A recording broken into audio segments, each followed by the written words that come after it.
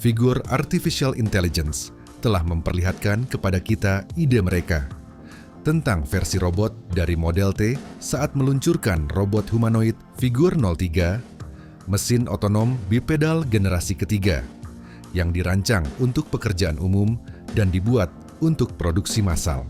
Bagi para penggemar sejarah teknologi, Ford Model T adalah salah satu yang paling menonjol. Mobil ini begitu revolusioner sampai-sampai Aldous Huxley menjadikannya objek pemujaan dalam novel distopianya tahun 1932, Brave New World. Memang, ini bukanlah mobil pertama, bukan juga yang pertama ditawarkan kepada khalayak ramai.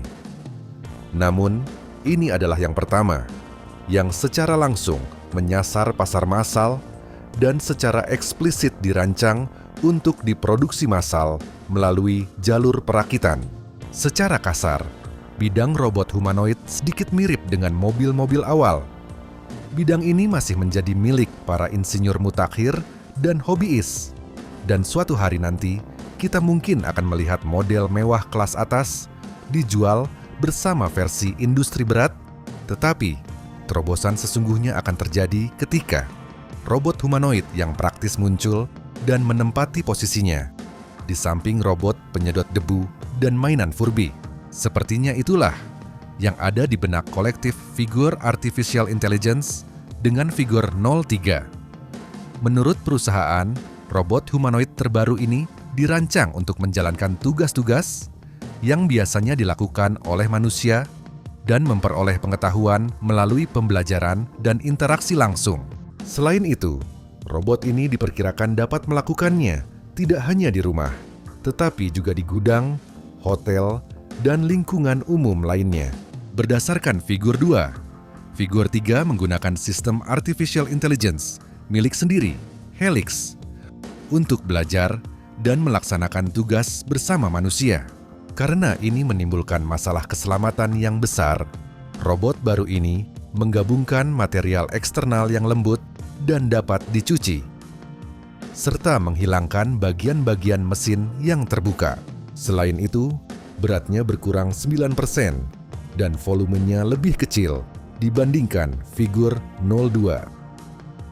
Baterai internalnya yang diisi daya secara nirkabel memenuhi standar UN 38.3.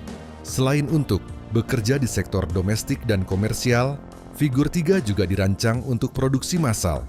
Banyak bagian dibuat dengan die-cast dan injection molding daripada dibentuk dengan pemesinan CNC untuk menghemat biaya dan waktu produksi. Karena hal ini, Figur memperkirakan robot baru akan dibuat dengan kecepatan 12.000 unit per tahun dengan target produksi selanjutnya 100.000 unit selama 4 tahun melalui rantai pasok baru di fasilitas BOTQ perusahaan di San Jose, California. Selain Artificial Intelligence, Figur 3 memiliki sejumlah fitur lain. Ia memiliki rangkaian sensor baru dengan bidang pandang 60% lebih lebar per kamera dan tangan yang dapat merasakan tekanan hanya beberapa gram. Ada juga kamera di setiap telapak tangan untuk membantu tugas mencengkeram, dan prosesornya dapat menangani aliran data visual yang besar di lingkungan dunia nyata yang kompleks. Sementara itu, sistem pendengaran baru memberikan pengenalan dan respons suara yang lebih baik. Untuk yang sadar fashion, Figur 03 bahkan bisa dilengkapi dengan beberapa pakaian ganti, sehingga penampilannya sesuai dengan acara. Soal data, setiap robot memiliki umpan data nirkabel saat berada di stasiun pengisi dayanya. Semua ini terdengar sangat mengesankan, dan video Figur 03 dalam aksi benar-benar terlihat seperti masa depan yang dijanjikan tetapi tidak pernah tiba. Ia bergerak dengan anggun, pelan, di berbagai lingkungan, dan dapat berinteraksi dengan mudah dengan manusia, serta perangkat seperti mesin cuci yang dibuat untuk operator manusia.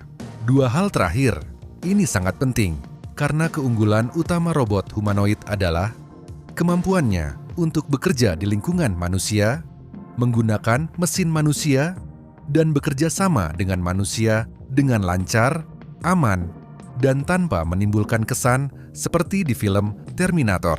Namun demikian, Gambar-gambar seperti itu tetap harus dinikmati dengan sejumput garam. Kita telah melihat banyak video dalam beberapa tahun terakhir tentang robot yang melakukan hal-hal spektakuler, tetapi video itu bisa menyesatkan ketika kita tahu bahwa lompat balik yang mengesankan adalah satu-satunya gerakan parkur yang bisa dilakukan robot tersebut. Dengan figur 03, kita melihat gambar robot humanoid mencuci piring, menyajikan minuman, atau bekerja di meja resepsionis hotel. Dan pikiran kita cenderung mengisi kekosongan dengan mengasumsikan robot itu bertindak seperti manusia karena memiliki kemampuan manusia sepenuhnya, bukan karena sesuatu yang memiliki keterbatasan.